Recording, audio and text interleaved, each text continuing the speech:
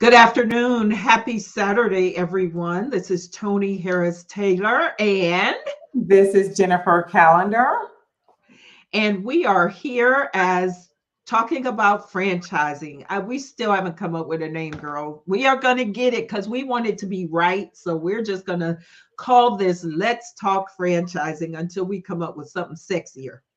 We're going to take our time, and we know that wherever we land, it's going to be just amazing on the name. So we're still open there. So, How but was no your week? worries.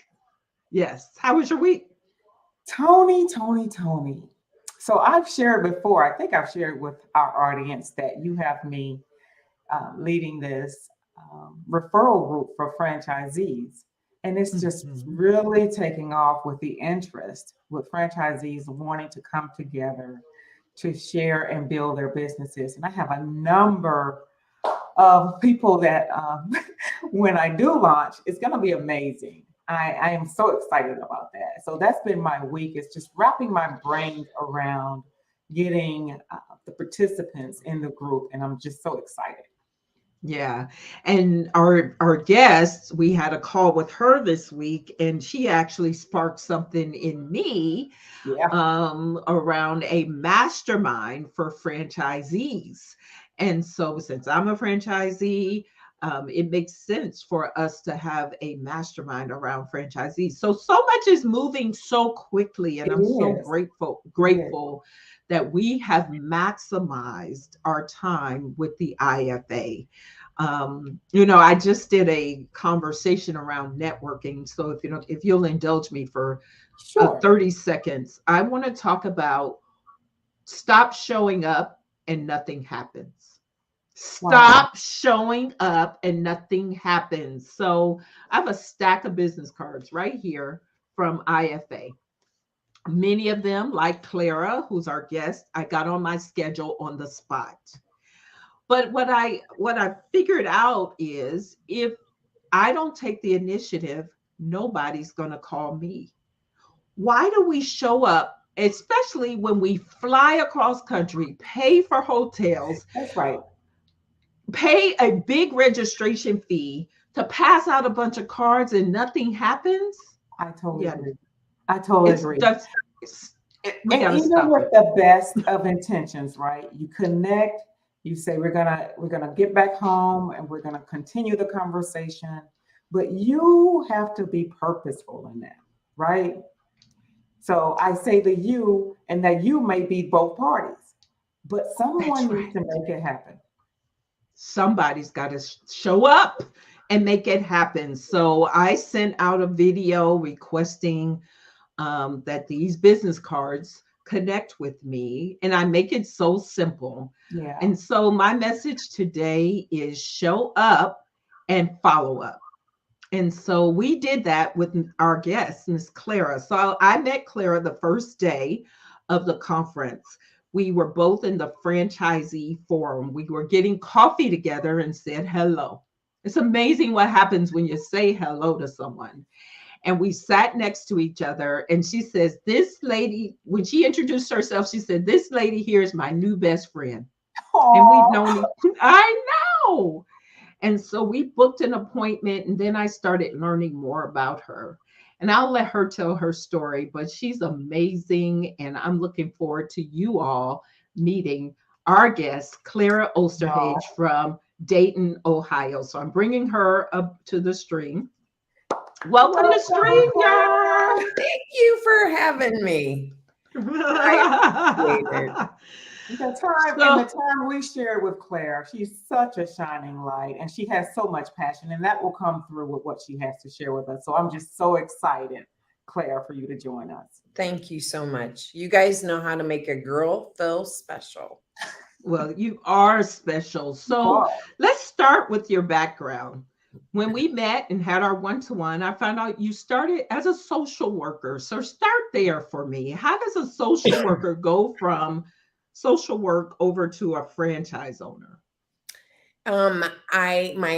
My passion has always been people, and to be quite frank with you, it was not planful. It just happened to be the best fit ever for me. So I was a medical social worker, rose into administration, loved what I was doing to an extent, and then was just this opportunity came in the newspaper, a display ad that said learn about franchising, and my husband handed me the newspaper and I made a phone call, I got a VHS tape that I watched and fell in love with the concept, having no idea at all that I would be able to use my background in social work as a business owner. So that was how the story began.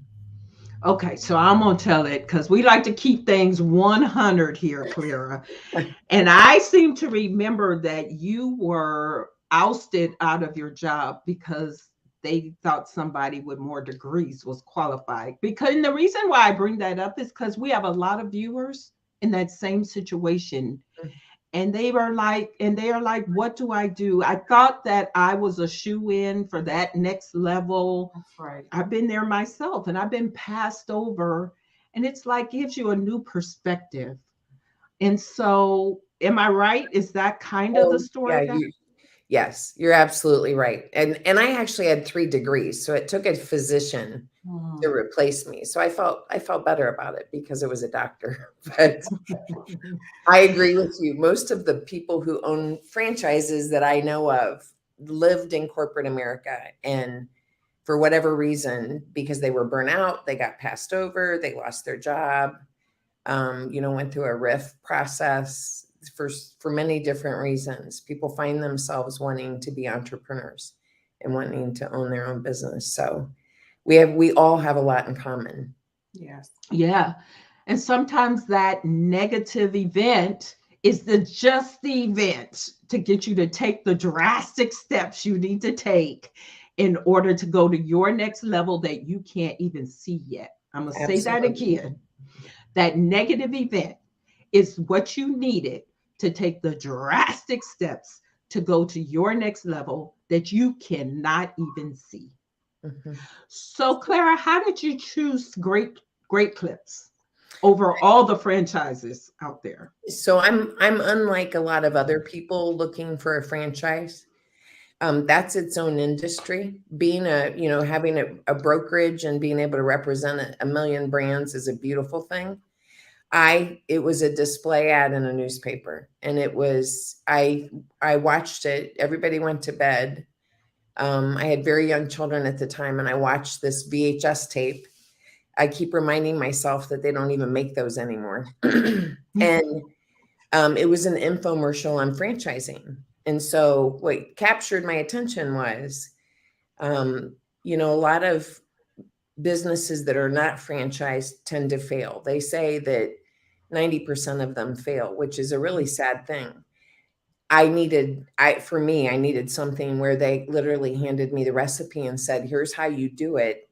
Now you bring your skill set and make it work and be successful. So at the end of that video about franchising was an infomercial on Great Clips. And so I watched it, and the salon, the photos of the salon were absolutely beautiful. And I'm like, I can do this. I can do this. So the Wow. next day I announced to my husband that I was going to open a salon. And And I you're didn't not have even a money. stylist. No, You're not a right. stylist. No. That talk about drastic. Mm-hmm. So Jennifer, Yes. she just said something really important here, and I want you to Yeah. chime in on that. She said 90% of startups fail. From franchise experience as a franchise consultant, what is the success rate of franchise owners, Jennifer? Yeah, because, and I want to back up to what Claire also mentioned. She said that she needed a recipe. She needed a template.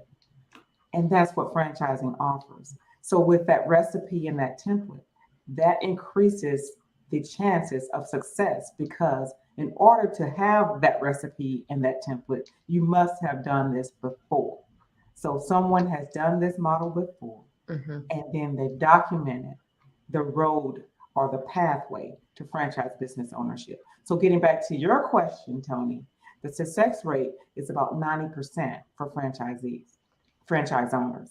And that is amazing because you have that jumping off point. You have that template and that recipe. Right.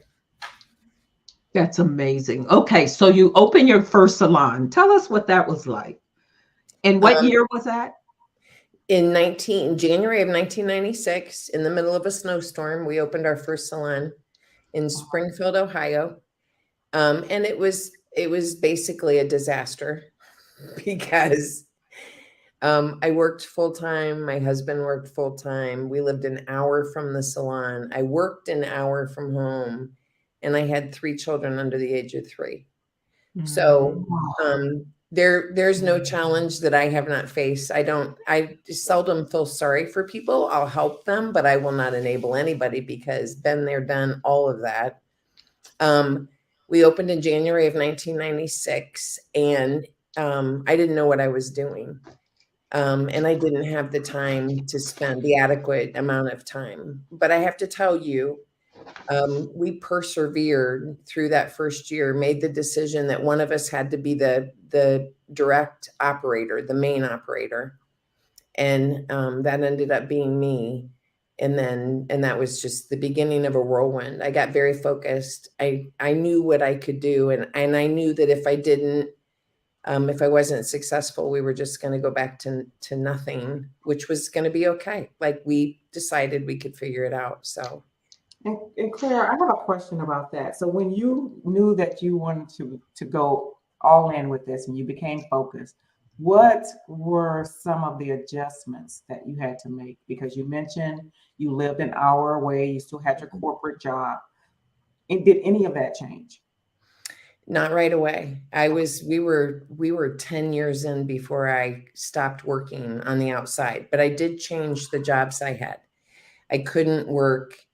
I couldn't be as responsible, have that much responsibility. So I did a lot of crazy things. Like I worked in a factory. I worked nights for a while to put food on our table. This is truly like we were in an interesting place financially, but you have to, for me, and I could tell you stories about women against the world because I have, I went to banks and begged. So talk about adjustments, Jennifer. One of the big ones was figuring out how to address men in banker suits who are making decisions about my future. And I figured that out too. It's all about relationships, Yes. finding people who trust and believe in you. So it is. So, it literally was, we did whatever we had to do to get from point A to point B, and then had opportunities to buy salons, to open more salons. And once you get to a place where you have enough, you're able to change what you're doing and how you're approaching it. So those changes came very slowly for me. Mm-hmm. Mm-hmm. So how do you go from 1, then to 2, then to 82? With passion. Yeah. So my strong suit is my passion for people. So my addiction, if you will, I love the hunt and the kill when it comes to getting new salons, more salons. And the reason I like that's exciting to me. I'm very competitive. But the other thing that I like a lot is I'm able to provide opportunities to more and more women. So this industry is predominantly women on the cosmetology side. Predominantly women. So many of them are head of household. I mean, they're typical USA, head of household, a lot of single parents. And that's where my social work experience and my heart came in, because it's really important to me that they have good jobs that provide them with living wages so that they can take vacations and plan for their retirement, have health insurance, have a 401k. So that was the driver. And it's amazing when you do that and you are that for people, it's really easy to grow. And because you have more folks helping you on your mission. That's so And so good. that's we've been very lucky. I've been very blessed. We've been in the right place at the right time. And I have a lot of people who are counting on me. Yeah. So I see that as an obligation. I have 650 people that I pay every week. Wow. And it's a lot of responsibility, and I take that very, very seriously. So Well, now you just came out of COVID. Let's talk about the resiliency and the drastic steps you had to take through COVID. And you are the epitome of drastic stepper. I'm going to move over in the dictionary where you look up the word drastic, and my picture's there. I'm going to put your picture next to mine. oh, you're funny. You're funny.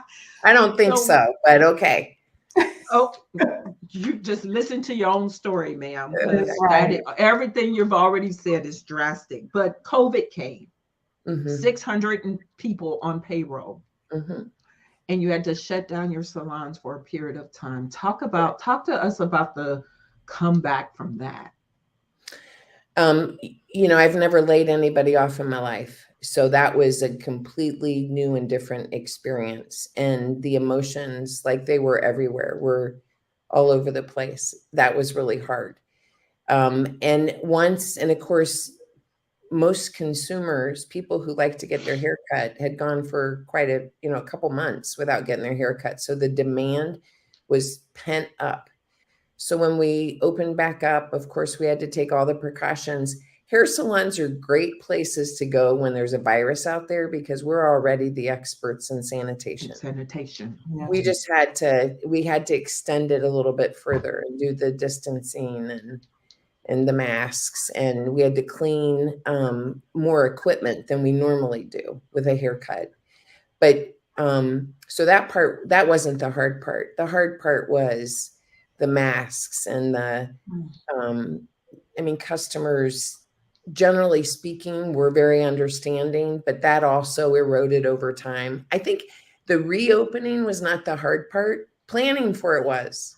Having all the resources available to do that, the equipment and the all the stuff that we needed to do that. But I think it got harder. The 12 months that followed were pretty hard to make it through because people were tired of it and people had not great attitudes, both customers and my employees. I think people just got really tired. So Yes. we worked really hard as an organization to make things as positive as we could, which was not easy. I mean, that was a bit of a challenge, but we did Yeah. it, and we're back. So, as you know, thank you and congratulations. And I know managing people's attitudes was very difficult. Mhm. But as you know, and you just said, relationships are everything in business. Everything. And so, how have relationships helped you to stay in business? I think that's probably the most important question you've asked me so far because it's sort of my own little secret to success. And I just talked to a potential Great Clips franchisee from Canada the day before yesterday. And I told him the most important thing you can do is line up your personal, local resources that will help you as a partner build the business, not a real partner, but a partner um, in service, if you will. So to me, that's your banker. I use a local banker. I don't use big companies. I have a local lawyer who's been with me for years and years and years, who knows what I like and takes care of me. I also have a local accountant that is a very important member of my team. And so, with those three resources always there for me, that relationship has gotten me further than anything. Mhm. It really has. You just gave me a nugget. Thank you very much. Oh, Because you're welcome. I'm a part of a big box bank, and although I have an okay relationship, their hands are tied because they're a big box bank. That's right.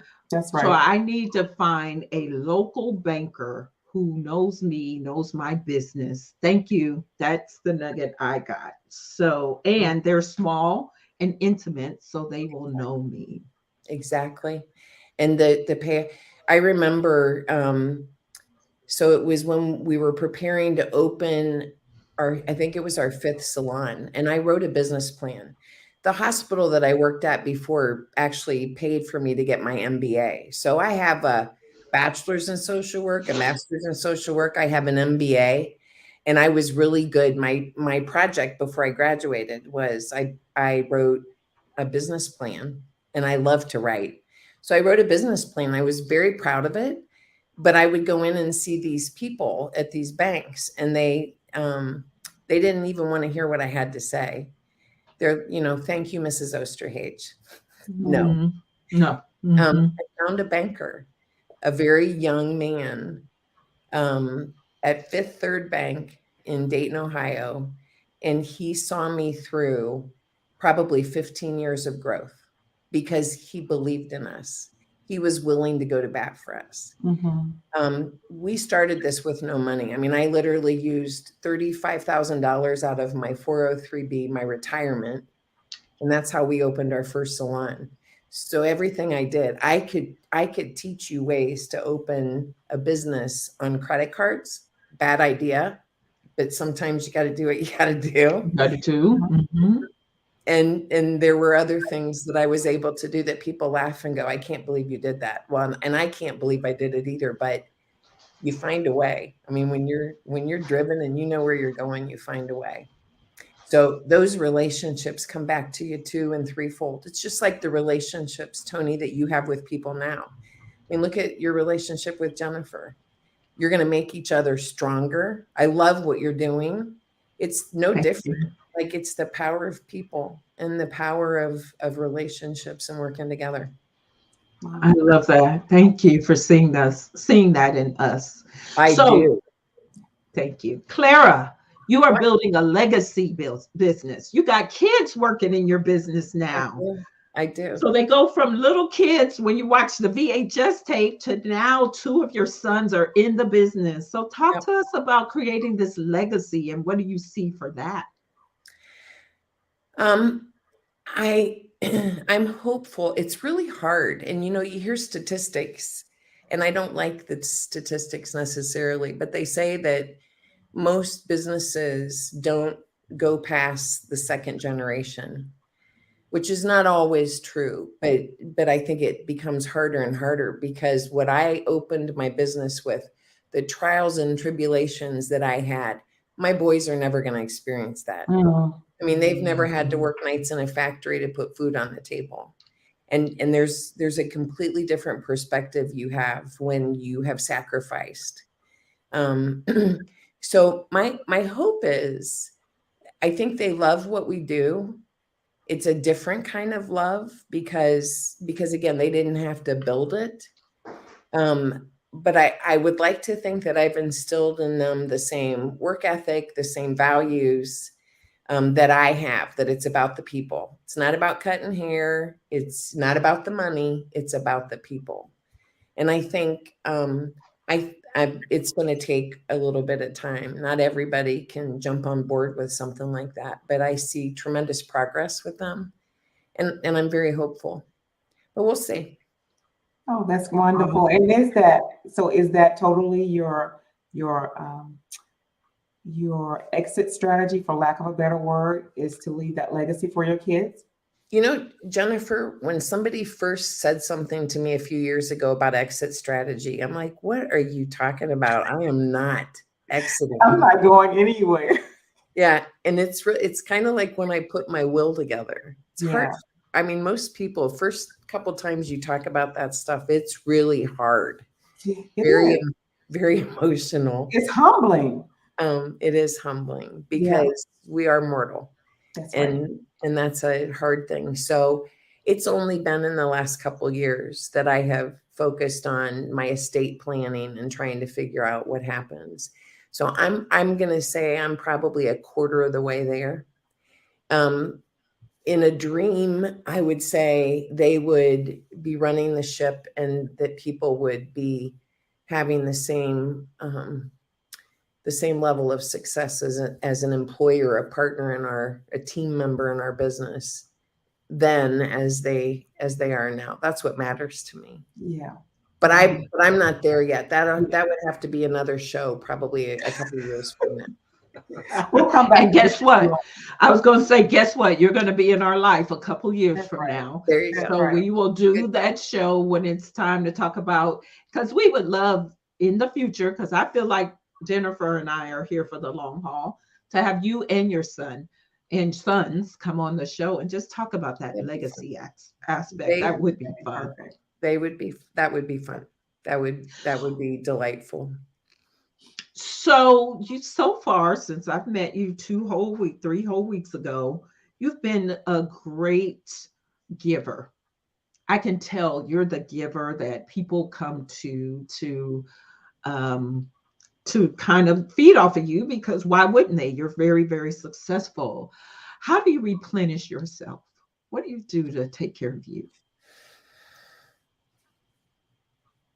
Yeah, I knew that was going to be the answer, because I got the same problem, girlfriend. So I was just trying to. Yeah. So that silence, Clara, speaks volumes. Okay. Yeah. As crazy as this sounds, it's, I have wins I had 3 wins this week.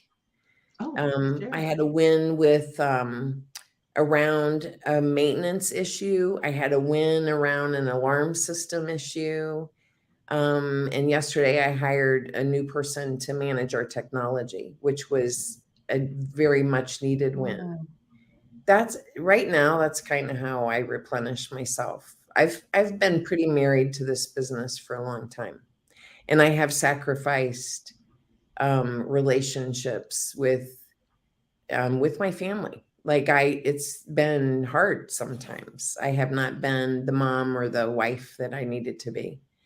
And I'm not afraid to say that, because I think other women need to learn from that, and men, because men do the same thing.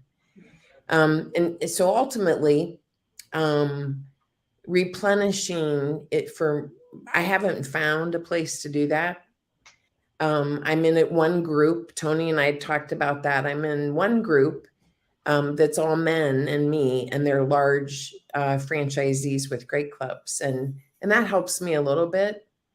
They say it's lonely at the top, and boy, if that's not the darn truth. It's hard to be in a place where you don't have anybody to talk to. Everybody comes to you and asks for help, but then who do you go to? So the woman who is part of the ownership of Great Clips, which is privately held, her name is Rhoda, and she's my role model. It's the woman who, if I were going to aspire to be like anybody, it would be her.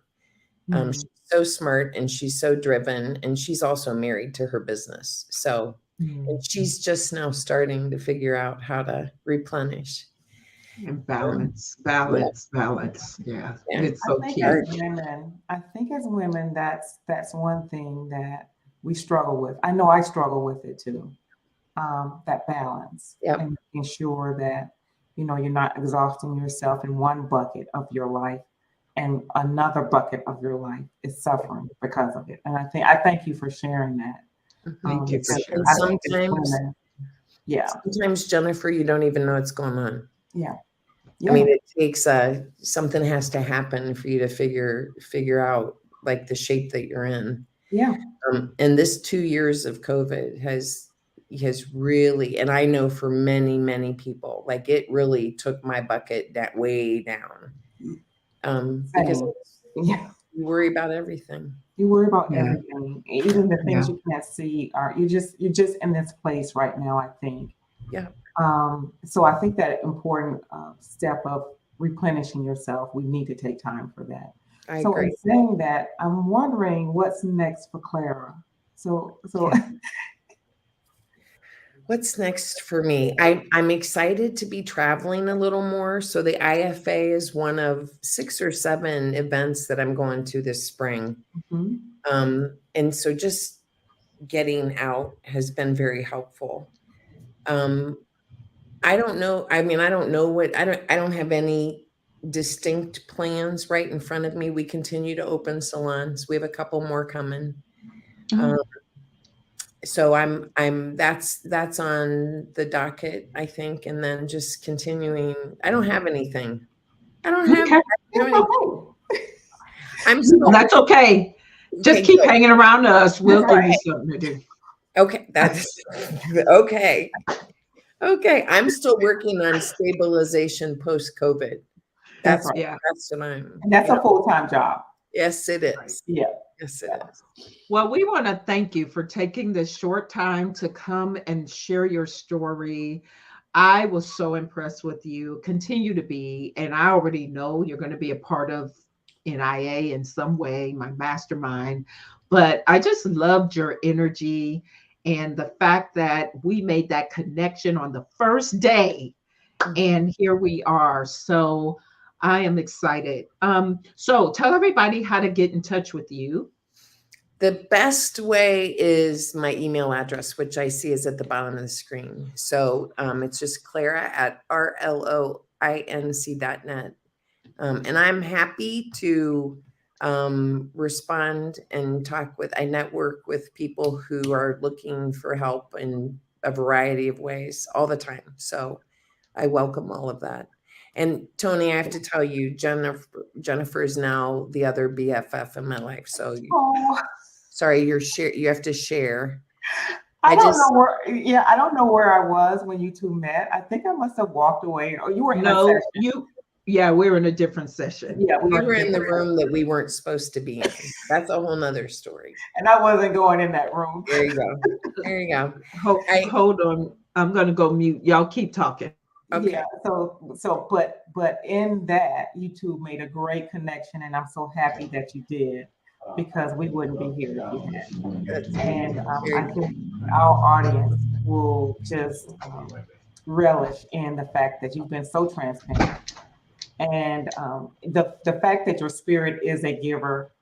I see it throughout everything you've shared today. So I just want to personally thank you as well Well, I want to for doing personally thank both of you because you're the same way. So thank you.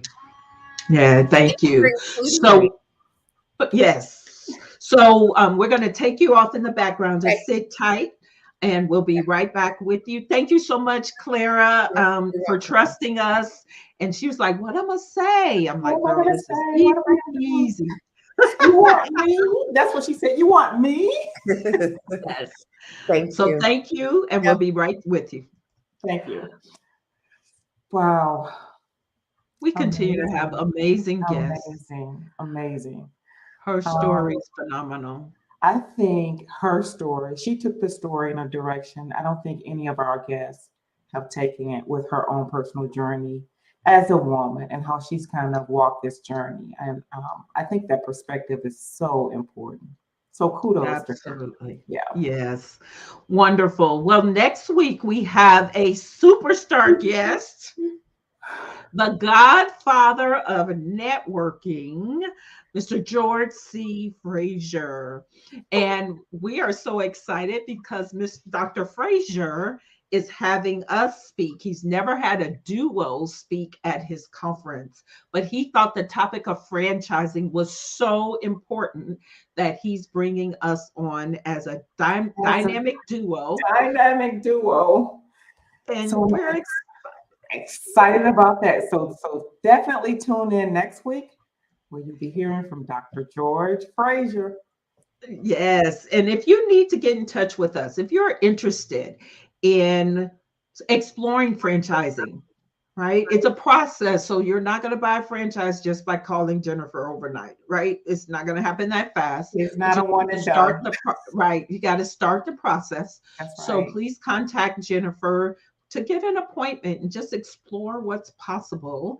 And then if you're looking to grow uh, through networking, joining Network in Action as a member, possibly being a leader under my franchise, or even becoming a franchisee for Network in Action, which, by the way, it's on a much discounted rate of $10,000 right now. I paid 40, and that's going to change real soon. So if you're interested in looking at franchisee, give me a contact for that, because it's been the best thing I've ever done for my business and for the people that are now in my network. I've watched my caterpillar business owners change to butterflies right before my eyes. Amazing, amazing.